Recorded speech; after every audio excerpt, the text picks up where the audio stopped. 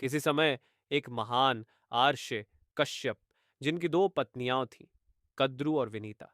कद्रु ने भगवान से एक अद्भुत वरदान मांगा, मुझे 100 शक्तिशाली और विषैले संतानें चाहिए। लार्षि कश्यप ने उसे आशीर्वाद दिया और कद्रु के 100 अंडे हुए। वहीं विनीता ने भी भगवान से वर मांगा, मुझे 2 संतानें चाहिए और ये संतानें कद्रु के बच्चों से अधिक शक्तिशाली होनी चाहिए। आर्षि कश्यप ने उसे भी आशीर्वाद दिया और विनीता के 2 अंडे हुए, लेकिन इन अंडों में बहुत समय लगा। समय के साथ कद्रु के अंडों से 100 सर्प उत्पन्न हुए जो पूरी पृथ्वी पर फैल गए, लेकिन विनीता के अंडे अब तक नहीं फूटे। अधीर होकर विनीता ने एक अंडा तोड़ दिया। इस अंडे से एक अधूरा प्राणी अरुण उत्पन्न हुआ। उसने अपनी मां से कहा, मां, दूसरा अंडा मत तोड़ो, धैर्य रखो। विनीता ने उसे सुना और धीरे धीरे दूसरे अंडे से गरुड़ का जन्म हुआ, जो शक्तिशाली और महान था। गरुड़ ने देखा कि उसकी मां विनीता कद्रु और उसके सर्पों के गुलाम है। उसने कद्रु से अपनी मां को मुक्ति दिलाने के लिए उपाय पूछा।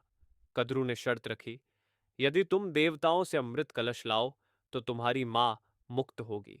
गरुड़ ने शर्त स्वीकार की और अमृत प्राप्त करने के लिए देवताओं के लोक की ओर प्रस्थान किया।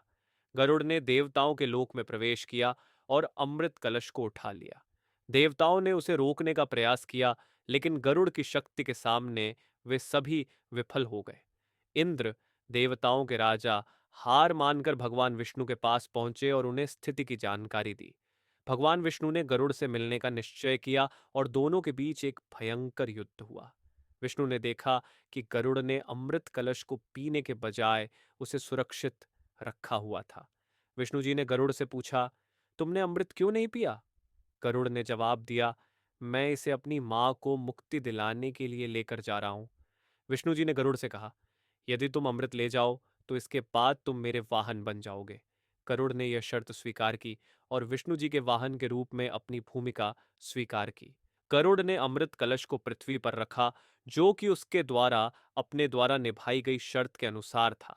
परंतु जैसे ही कलश पृथ्वी पर रखा, भगवान विष्णु ने उसे नष्ट कर दिया।